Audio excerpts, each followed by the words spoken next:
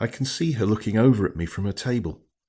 I always clock everything in a crowded space, something I picked up from my dad. He never sat with his back to a room and claimed it was an Italian thing. For the record, I'm alone drinking an aperitif in an old bar on a side street just off the fashionable Alzaya Naviglio Grande in Milan. I found the place in a copy of Lonely Planet from 2016. It survived the lockdown, as well as Italy's sometimes violent bailout battles with the EU in the early 20s and more, so I'm guessing it must be an okay place. I've only been out in this city once before as part of a group back in 26. We were working, and most of the crew was so annoyingly American after a beer or two, I just kept myself to myself all evening and slipped back to bed at the hotel the first chance I got. Me being back in Italy now and my dad's seating phobias are purely coincidental. Dad, or Papa as I called him, was not a Sicilian gangster, and I simply like sitting, especially in a new place, where I've got a clear view of where I'm at. I guess we're kind of similar like that, preferring our own company over a party and secretly people-watching for inspiration.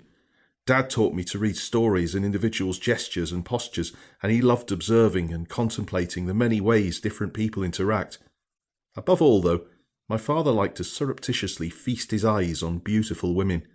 He loved the idea that if he stared long enough, he'd somehow be able to draw a reactionary glance back from one of them, though at that point he always looked away in haste. Or at least that's what he told me in his old age. If he ever did go any further with his anthropological pursuits, I certainly never knew anything about it. Anyway, back in the here and now. Her hair is long, straight and dark. Her eyes are a piercing blue, adding a certain intensity to her face that I find very alluring.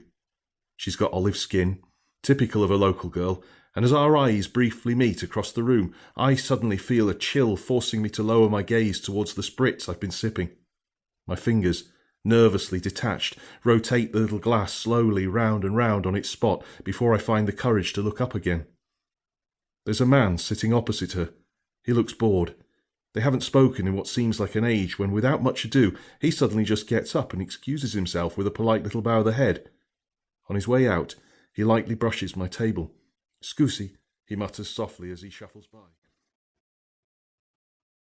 Paolo and I have been finished for some time. It's just so hard to let go completely. We met for coffee from time to time, usually in the morning. I talk to him about my work and my travels. Paolo talks about his paintings. He's a penniless artist who dreams of getting a big exhibition someday. I really envy his freedom. I like how he lives on the fringes, untroubled by alarm clocks, the metro, and all the other trappings of what he calls wage slavery.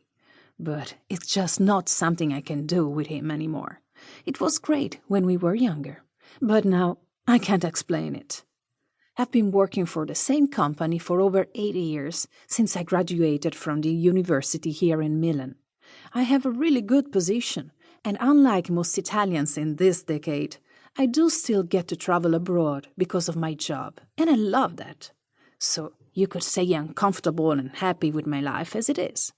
Only I'm getting bored. Yes, I'm bored. I'm no more interested in corporate financial risk management, which is how I earn my living, than I am in following an aging dreamer with no salary at all. This evening, Paolo invited me to eat out with him. But it's Friday night. I've just escaped the office, and I'm in the mood for some fun, and not really the kind of depressed artist conversation he wanted to have as we take an aperitivo.